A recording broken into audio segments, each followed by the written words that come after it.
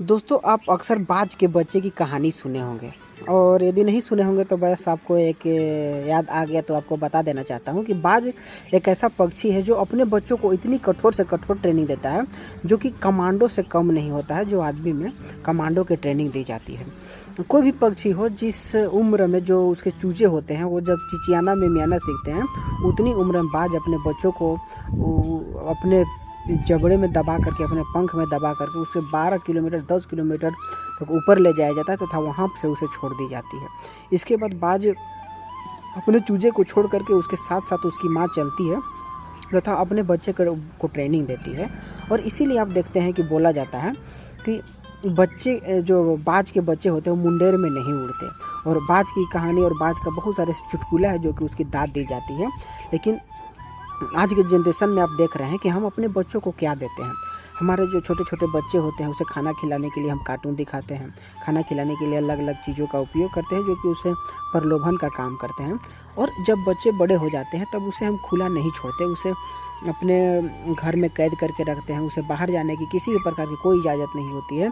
जब दुकान भी जाना होता है तब हम अपने बच्चों को नहीं भेजते कि जाओ दुकान ये सामान लेकर के आओ, क्योंकि हमें डर लगता है कि बच्चा कहीं भटक जाएगा, कहीं चला जाएगा।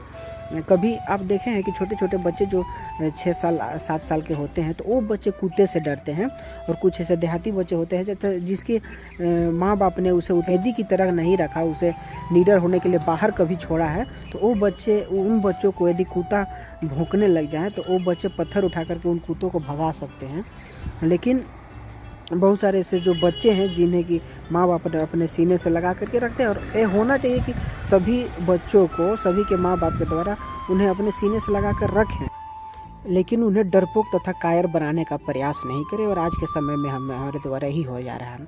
अभी आप देखते हैं कि जब मुस्लिमों के द्वारा हमारे कहीं भी कोई भी जगह है वहाँ पर दंगा की जाती है तो गली के वही आवारा 8-10 लड़के जो हैं वो पत्थर लेकर के, अपने हाथ में डंडा लेकर के जब निकलते हैं ना, तब जाकर के उन मुसलमानों की होश उड़ती है तथा वो लोग अपना रास्ता चेंज कर लेते हैं।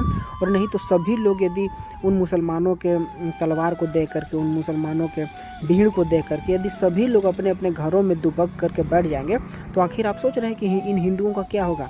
उन लोगों में इतनी हौसला बढ़ जाएगी कि वो लोग कभी नहीं सोचेंगे, कभी नहीं घबेंगे कि हाँ उन लोगों में हिम्मत है, हम लोग जो चाहेंगे वो चीज़ कर सकते हैं, उन लोगों के द्वारा ही सोची जाएगी। और आप अपने आस पड़ोस के जो छोटे छोटे बच्चे हैं उनके माता पिता के द्वारा उनके साथ कैसा व्यवहार किया जाता है, उन्हें किस तरह से कहीं भी जाने के लिए, कहीं भी मतलब निडर होने के लिए किसी भी प्रकार का कोई कार्य नहीं किया जाता है। यदि आपके बच्चे आपके सामने यदि किसी पेड़ पर चढ़ जाएं तो आप उन्हें डांट करके उतार देंगे। लेकिन ये बहादुरी का काम है कि आप उसे पेड़ पर चढ़ाएं, उसे ऐसी फिजिकल ट्रेनिंग दें जिससे कि वो आगे आने वाला समय में कुछ यदि ऐसी परेशानी भी हो जाए तो उस चीज़ को झेल सकता है। लेकिन हमने ऐसा कभी नहीं किया। हम अपने बच्चों को एक कोमल पुष्प की तरह रखा, उसे कभी भी किसी कठिनाई में जाने नहीं दी। आज के समय में हमने अपने बच्चों को ऐसा बॉयलर मुर्गा बना दिया है ना, जिनके पास पैर तो है लेकिन वो चल नहीं सकते, पंख तो है लेकिन वो उड़ नहीं सकते, तथा उनमें इतनी हिम्मत है कि हम कुछ भी कर सकते हैं। लेकिन हमने उनके हिम्मत की जो रस्सी होती है, हिम्मत की जो हौसला होती है ना, उसे काट करके तार तार कर दिया है तथा कभी उन्हें बोला ही नहीं, कभी उन्हें छूट ही नहीं दिया कि तुम ये करो वो करो। क्योंकि आज हम डरते हैं कि हमारे बच्चे यदि ज़्यादा बहादुर हो जाएंगे, मतलब डरते नहीं हैं, हम अपने बच्चों को बहादुर बनाने का प्रयास ही नहीं कर रहे हैं आज के समय में।